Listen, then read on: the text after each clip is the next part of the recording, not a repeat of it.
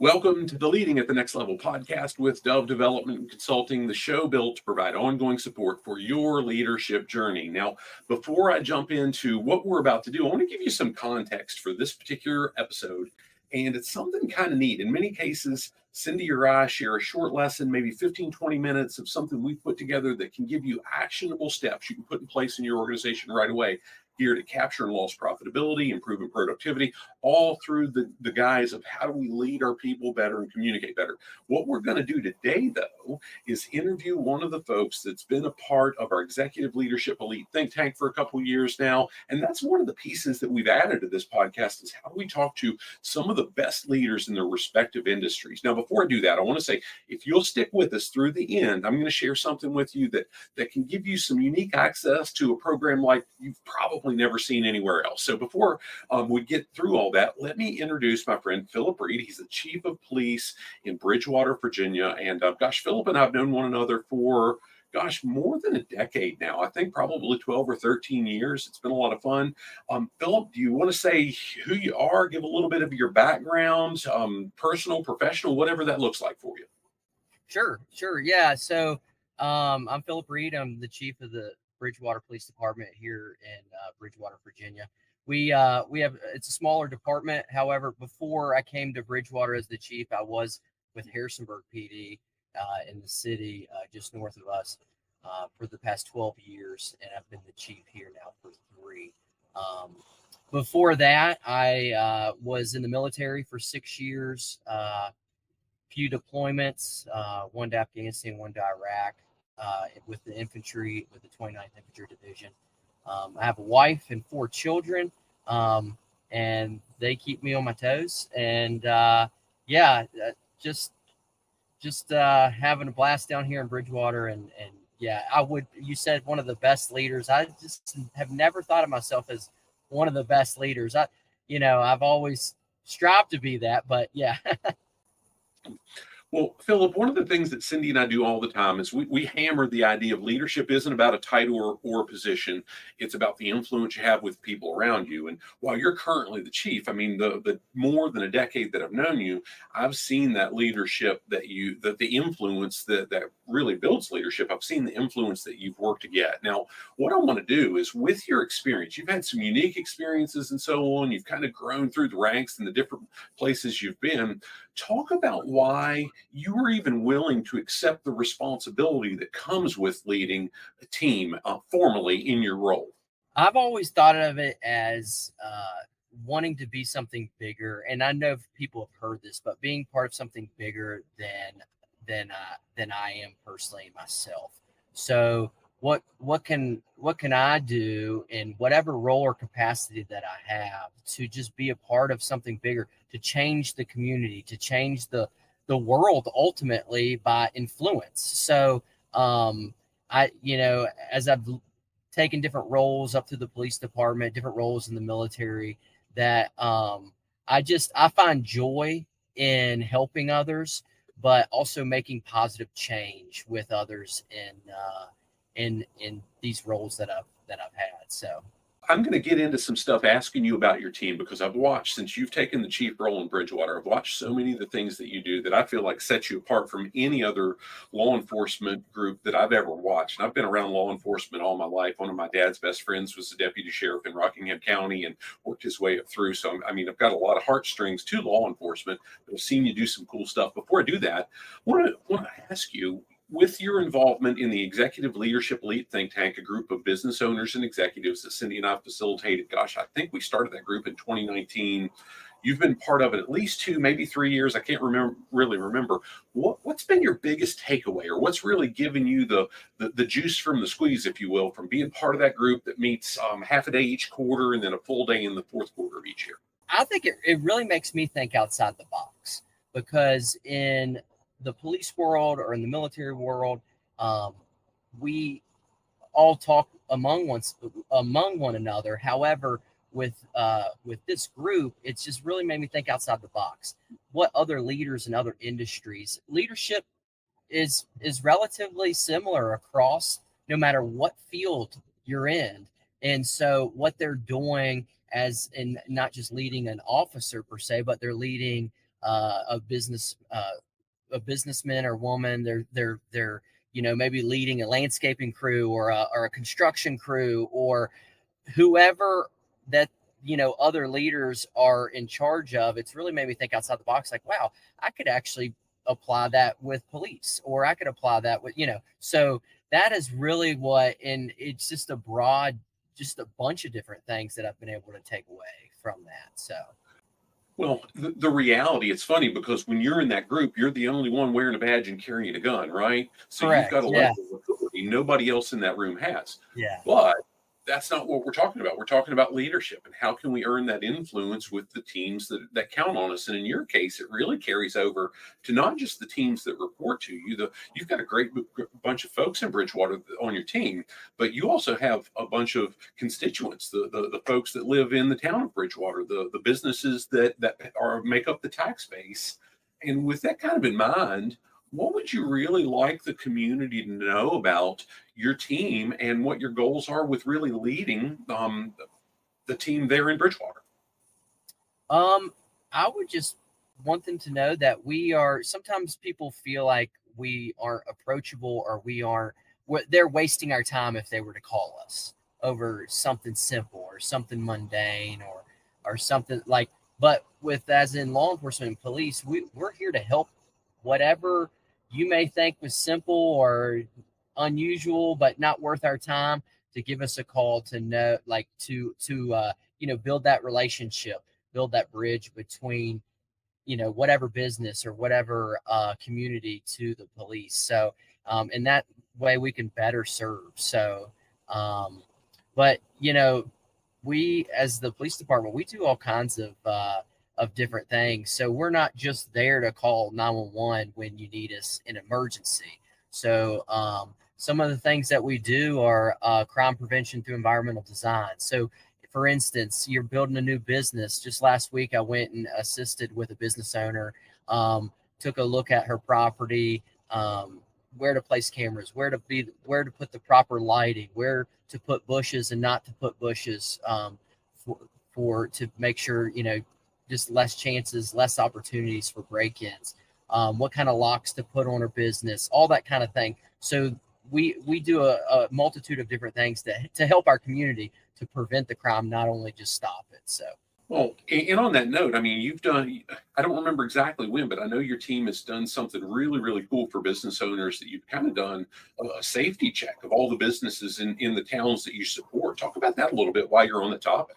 Yeah, just recently I've kind of made it a goal, 1 month, to send every single officer to a certain section of our town, and to literally check on all the businesses' doors and windows to make sure they're securely locked, throughout the day and throughout the night, just to prevent any opportunity of a break-in or whatnot. And we caught several unlocked doors and windows, and we put a little flyer on the door saying, "Hey, we stopped by. We checked your business. It's a secure. If you have any questions, some phone numbers, so forth, like that." So, and we got a lot of positive feedback from the community, from the businesses, like, "Oh, thanks for checking my parking lot, my business in the middle of the night, so I don't get burglarized and don't get theft. Don't get my vehicles broken into of my fleet when I'm gone." That kind of thing. So. Yeah, that's pretty amazing. I mean, one of the things that we've talked about in the one-on-one conversations that you and I have had, has been really about how do you show the town council and even widely throughout the town, here's what your tax dollars are doing. How are you a good steward? Well, Cindy and I talk about driving productivity and profitability in the businesses we serve. That's not necessarily your world, but making sure that people understand, here's how my resources are being used well. That's a big deal, right? And that's exactly what you did. So very, very cool. Yeah. Talk to me about a recent project that you've maybe led on your own, or you've been a part of, that you've been able to help spearhead, that's had a significant impact on the community. You just talked about that's pretty cool with checking the businesses and so on, but I know you've done some other neat stuff that's had a pretty significant impact on Bridgewater, but other areas around our local area. Yeah. So one of the things is that our police assistance pact. So we are a small town agency, as well as a lot of other small town agencies throughout the region. around Rockingham County as well as outside of our county. So what we have recently done, we created a police assistance pact. For instance, we need some extra help. We need some extra officers for a parade or for a lawn party or a special event. So we can reach out not only to our county partner, our Rockingham County, the sheriff's office, but we can request assistance from other towns that don't necessarily have jurisdiction in Bridgewater. This pact helps give them jurisdiction here. So we were able to reach out to towns such as Elkton and Grottoes and Timberville and so forth, and as well as all the way up to Newmarket and Shenandoah, town of Shenandoah. So yeah, it's been great. And as well as those other towns can request assistance from us. So if they have a need last minute, they can request. If we have some officers, we can send them their way, or ahead of time for special events and so forth. So it's worked out great. We utilized it during our last lawn party here just a few months ago, last month in July. And yeah, I think it's very positive for the community. And so. Yeah, in some of the talking, and I won't take you down the path of the specifics, but you've shared with me some substantial things that it does to increase officer safety, to increase citizen safety, right? In many of the different scenarios with the planned events, you've got a great opportunity for sharing best practices, to learn from outside eyes, and see how can we all get better? How can we take ideas that somebody else is doing and build on them in our own community and really provide a more effective thing? And the part that I've also seen you do with that, it's a conscious awareness of how do we make sure that we're not overtaxing the county resources that only have so much as well. Right. They can provide, a few deputies here and there sometimes. But this is just extra help if need be. So, and if community, the only really question was that I had from community members, like, well, I'm paying taxes for you. I don't want you working in another jurisdiction. Well, when that happens, we actually pay those officers to come here, and then they actually pay for our salary if we go there for a few hours. So that's all covered. And so that was just different things to work through when we started. Yeah, and it's all about understanding, right? I mean, hey, the dollars that are being spent here are for here, and the dollars, if we're somewhere else, those dollars come from that area. Correct. Yeah. Very cool. One of the things we've talked about a lot in the Executive Leadership Elite Think Tank are values and purpose and mission. So can you talk a little bit about the mission and vision of the Bridgewater PD and how it really ties with your own individual values and goals that you've got personally and for the communities you're part of? Yeah. So we have a mission and vision statement, and we have an acronym. It's called PRIDE. So as you need to have pride in your work, pride in your job. So that stands for professionalism, respect, integrity, dedication, and excellence. And so we have that integrated all throughout our mission. And at the end of our statement, it says, in quotes, "What more can I do?" And so we're not just going to be there and take a report for a traffic crash and just be like, okay, here you go, and be on our way again. What more can I do?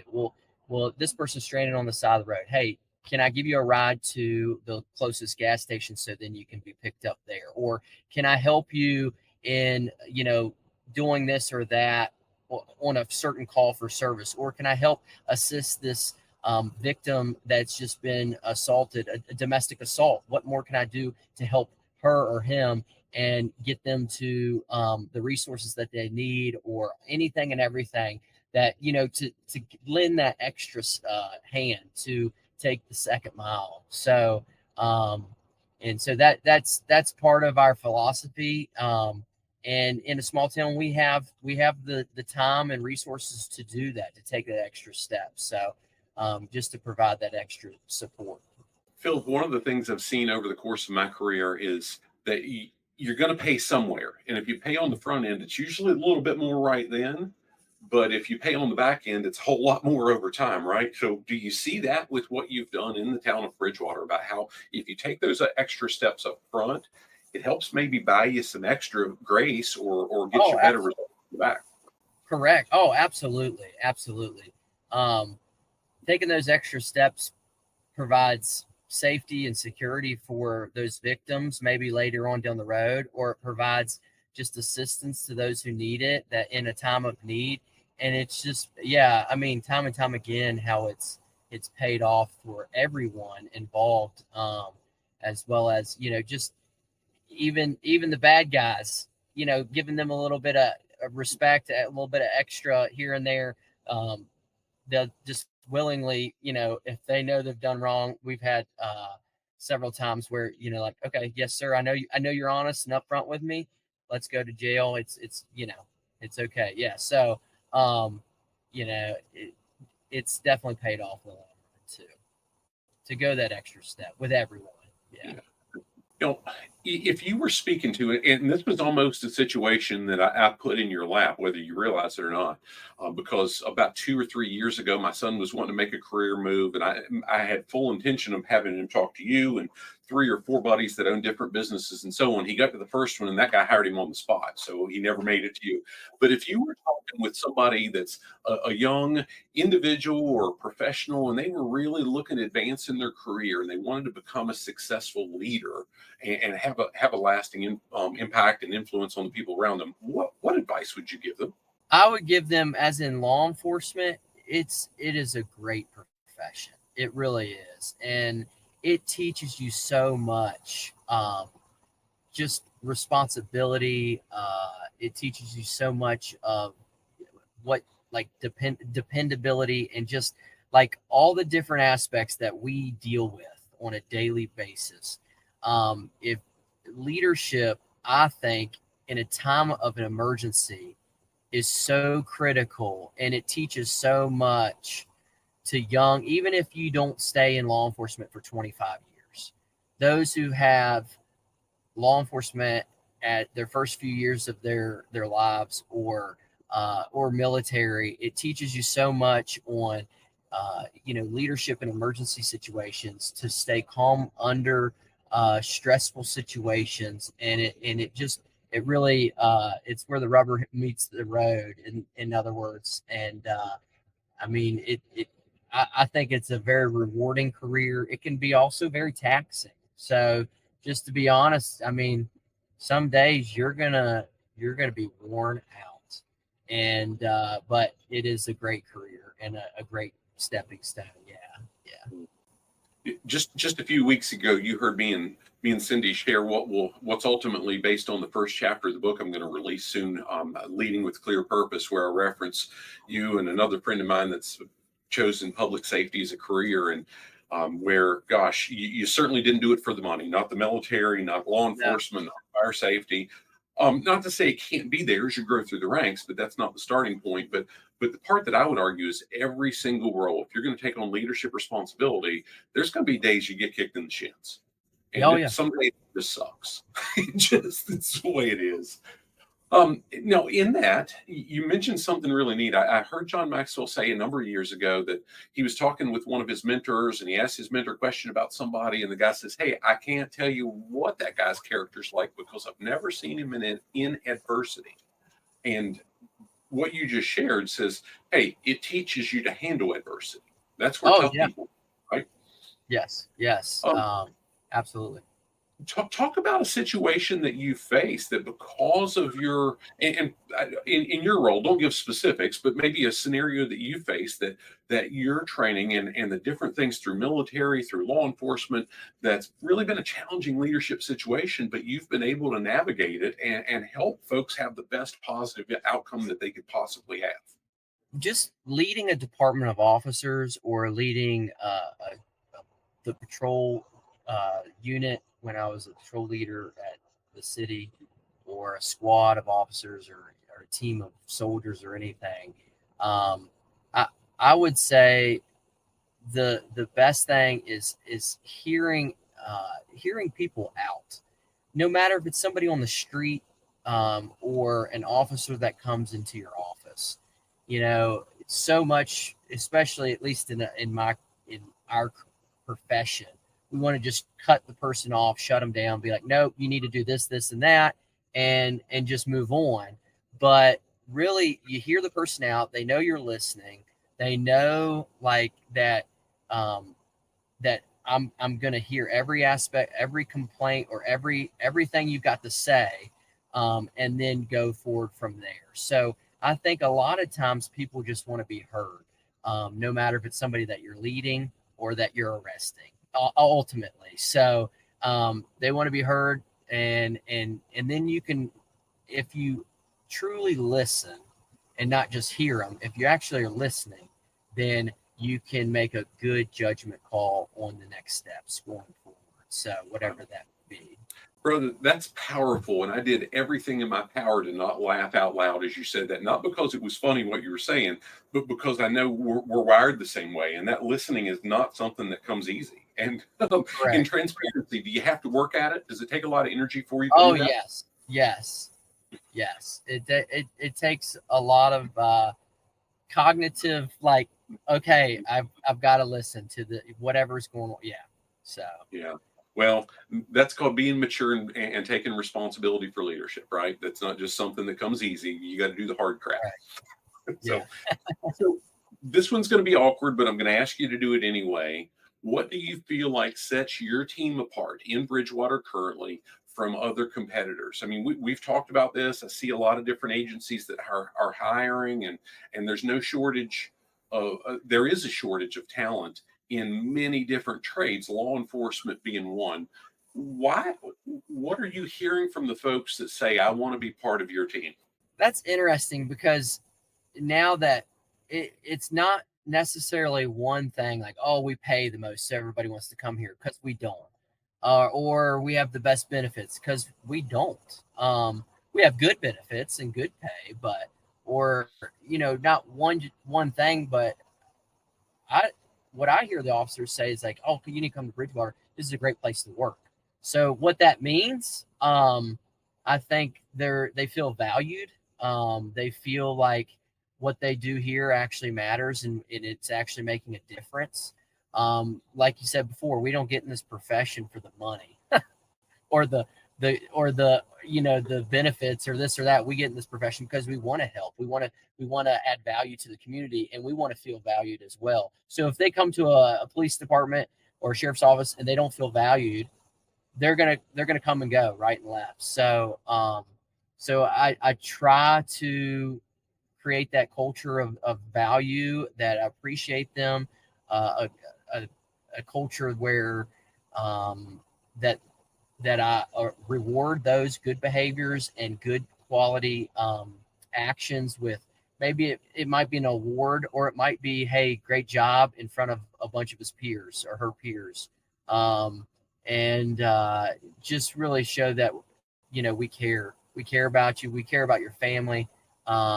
Recently we had a department family picnic during the summer. So just little things like that. I mean, you don't think that they mean that much, but it does mean a lot to some officers, and that they know that we care about it.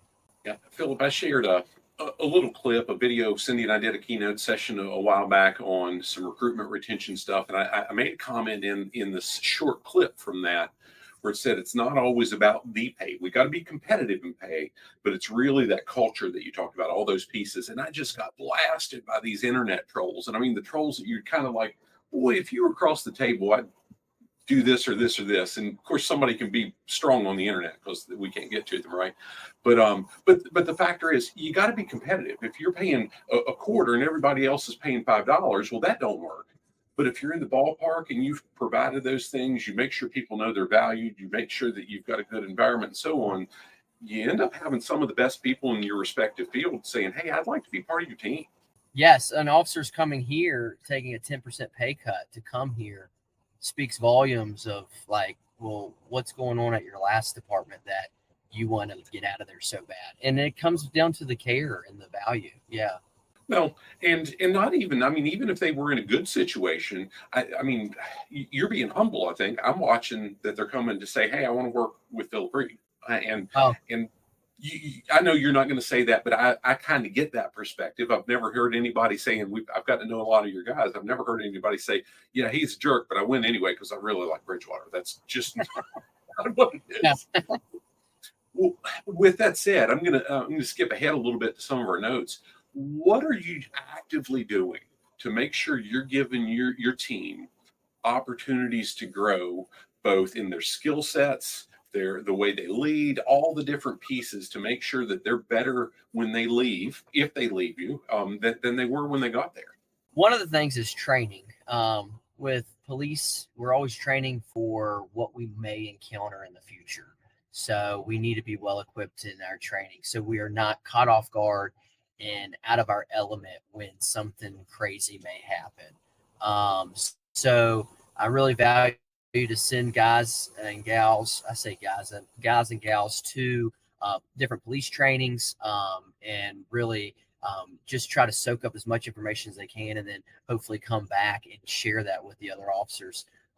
Everything from, evidence schools to DUI enforcement stuff to CPTED, which is crime prevention through environmental design, through, there's so many different police specialties that officers can go and kind of get knowledgeable in that, I really push that to make them the best officers that they can be. And then to incentivize that, we developed a career progression program where it shows the steps that an officer can take and the training and the experience and just all the different things that they can do to then get a bump in pay and become a senior police officer, a master police officer, and so forth. So gets a little bit of incentive to it as well to push their career, to push their knowledge and their expertise that much further, which ultimately it trickles down to the community. I mean, if they're knowledgeable on a certain topic, I mean, it's helping the community,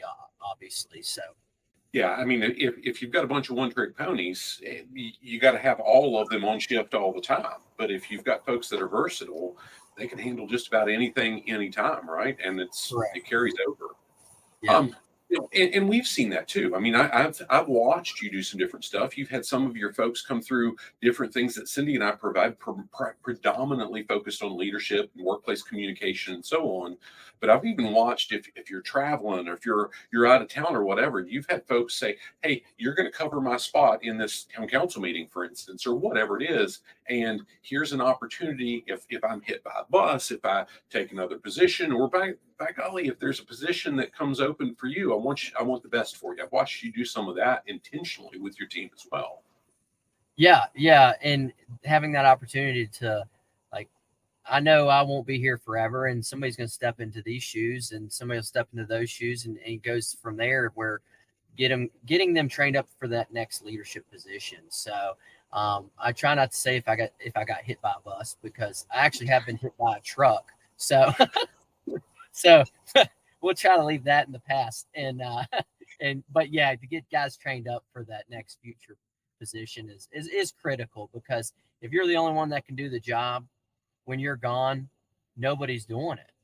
And so where does that leave the community? In my profession, where does that leave the community?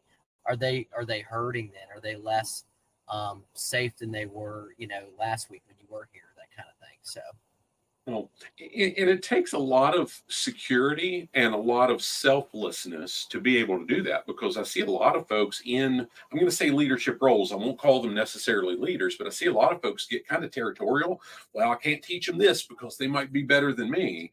And I'm hearing and I'm watching. I'm not just hearing, I'm watching you do it from a perspective of how can I make this officer and this officer even more effective, to where if they're in my role, or if they take another role in another jurisdiction, they're going to be as good or even better than what I am in my own role. And that's pretty solid.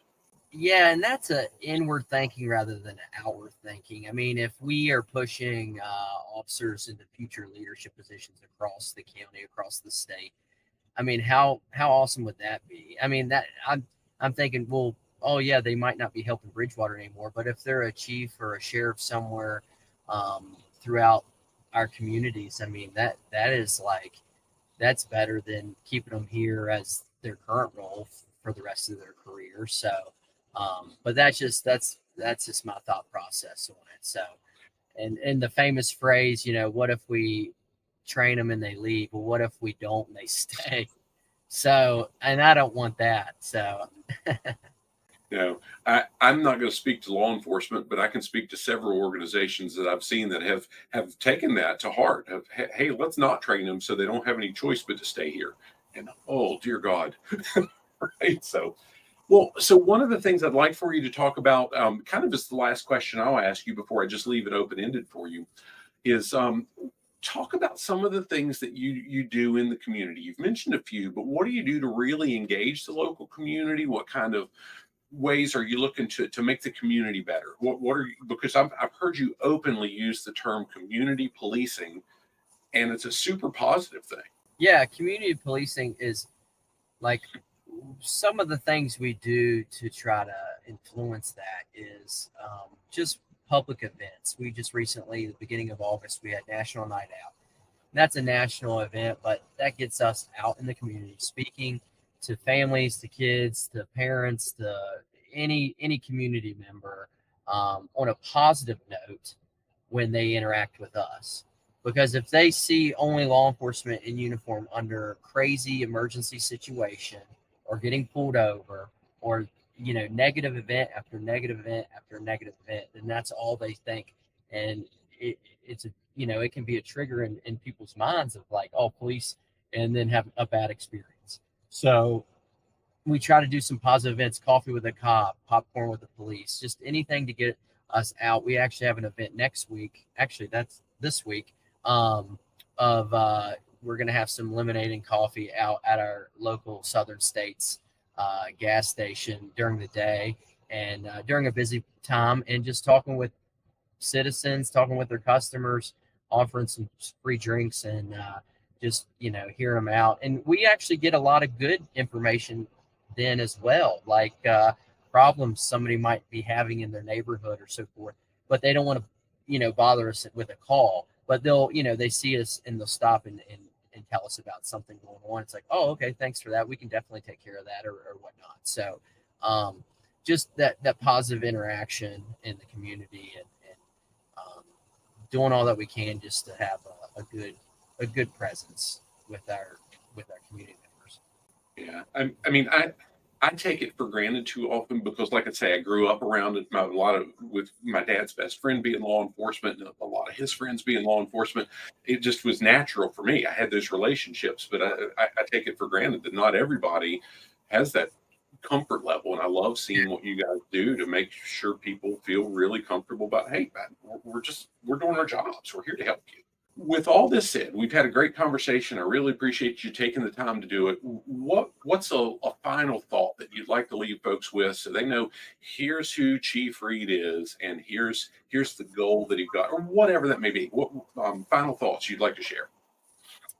I've always it's just amazing that I'm in the position I am in now, because I was just a young kid, country boy that just grew up in way out in the woods, and that was pretty much me. And I looked up to like hearing stories about my grandfather and just looking up to great leaders as I grew up, and just wanted to be just like them. And I'm just a kid with dreams like anybody else. So I think I've I've tried to make something of myself, but I've still got a long way to go. And Phil, I absolutely love that. I mean, there's not a day that goes by that Cindy and I aren't thankful for the relationships that we've got today. Because same deal, country boy, dumb as a stump, blah blah blah. I could go on for days about that, but I look around and think about, and you included in that group. I think about the relationships, the people that we get to consider friends today, and I'm thinking, dear God, this is pretty neat that we get to do some of the things we do now. Here's the challenge that I think that puts on us. We got to pay it forward. How do we use that, the blessings that we've had, to make sure that other people can be better because we've had those blessings? So, Yeah, absolutely. really appreciate you taking the time to share with me here today. And for those of you listening, thanks for listening to the Leading at the Next Level podcast with Dove Development Consulting. Appreciate that we had this opportunity with Phillip to learn about what he's doing in Bridgewater and just kind of keep a finger on the pulse of where he's going from here. Now, if this particular session was not approved for continuing education credits, but if you need continuing education credits specifically in the human resources community, send me an email at admin@dove leadership-development.net, and I'll hook you up with a coupon code that you can get complimentary access to a 45-day all-access pass to our full Leading at the Next Level program. I think we've got north of 150 hours worth of lessons in there, each individual lesson approved for credit through SHRM and HRCI. Love to hook you up with that. And with all that being said, no further ado, we'll call it done. Phillip, stick around with me for just a minute after I close the recording, and we'll see you all the rest of you soon. God bless.